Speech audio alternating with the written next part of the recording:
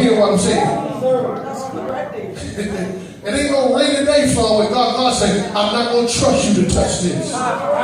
Because you don't need to tamper with something that when you go into your lowest, it might keep you from committing spiritual suicide.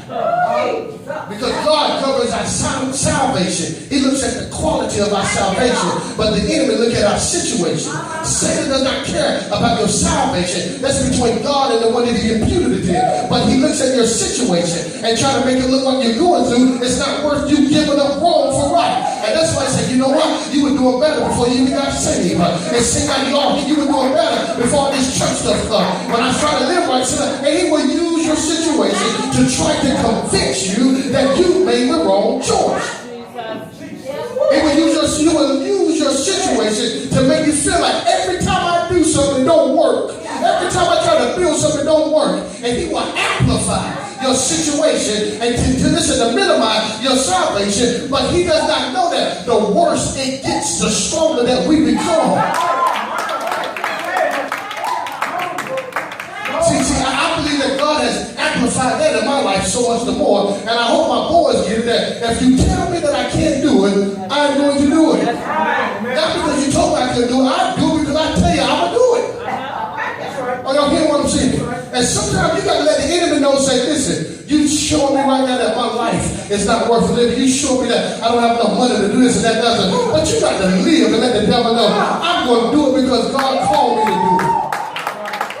Are y'all hearing what I'm saying? God said, listen, don't worry about the conditions. You just thank God that you're still called. Because it's your calling that's going to nullify your condition. That's why the enemy can make it rain, but God can say, all you got to do is open up your mouth and say, peace be still, because what's inside you is greater than, listen, he that is in me is greater than he that is in this world, but Satan does not want you to know that. Are y'all hearing what I'm saying? Y'all got to hear this right here. I remember when I was cutting people's power off, and we used to get calls on the computer, and I said, I cut this person's power on, but I cut it off on the main breaker. They didn't know they had power. They were frustrated. Get somebody over there right now. I'm sick of this man. I'm over there now. You know how people do what we do. Can I get a witness? And I come to the house and said, I know your power was already on. All you had to do was flip your breaker.